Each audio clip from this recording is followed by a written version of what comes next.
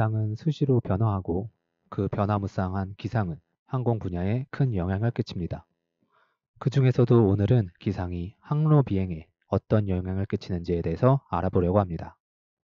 항로 비행에 크게 영향을 끼치는 기상은 대표적으로 난기류 및 구름이 있습니다. 난기류는 영어로 터뷸런스라고 하며 항공기 비행 중 기류가 일정하지 않아 항공기의 흔들림을 유발합니다.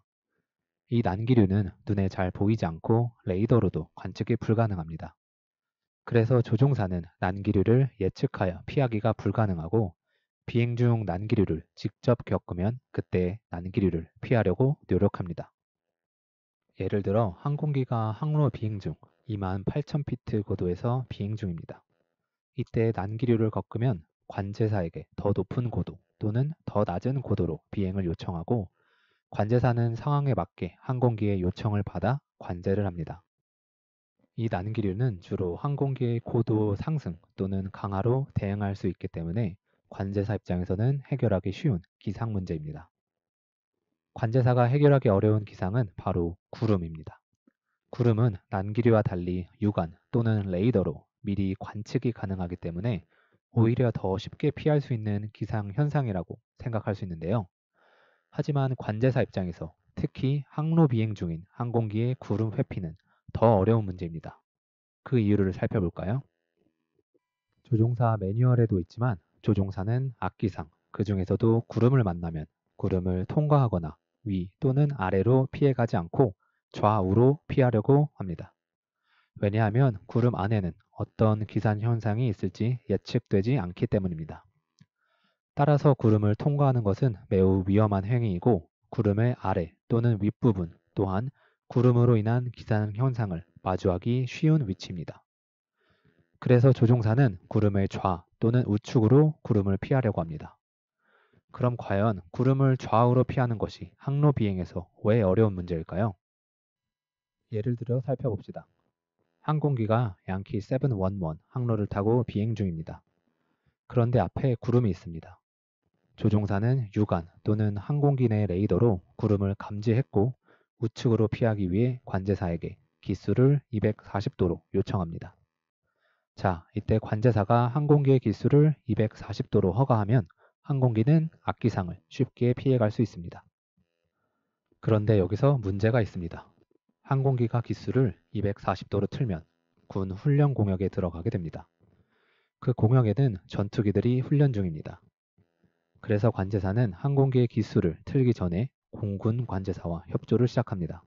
그럼 협조를 받은 공군 관제사는 바로 그 공역에서 비행 중인 전투기 조종사 또는 다른 허가권자에게 내용을 전달합니다. 왜냐하면 해당 공역의 사용 권한은 그 공역을 사용 중인 전투기 조종사 또는 다른 허가권자에게 있기 때문이죠. 전투기 조종사 또는 허가권자가 요청을 수락하면 항공기의 기수를 240도로 틀 수 있지만 대부분은 거부를 당합니다. 자, 그럼 관제사는 다시 항공기에게 이 내용을 전달합니다.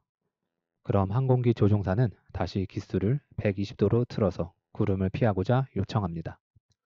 여기서도 문제가 있습니다. 바로 반대편 항로인 양키 722에서 비행 중인 항공기 때문이죠.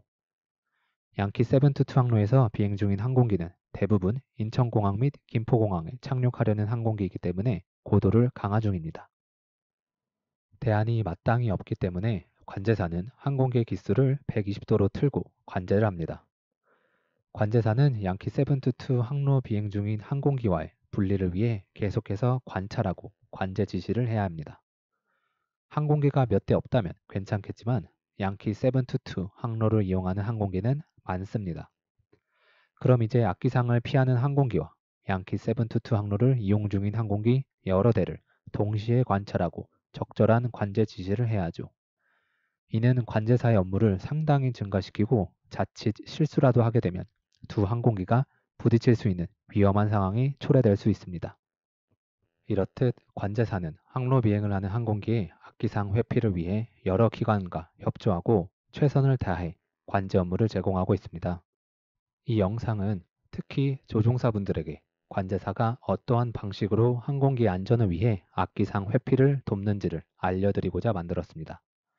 이 영상을 통해 관제사와 조종사, 서로가 업무 방식을 이해하는 좋은 기회가 되었으면 좋겠습니다. 그럼 다음 영상에서는 좀 더 좋은 내용으로 찾아뵙겠습니다. 굿데이.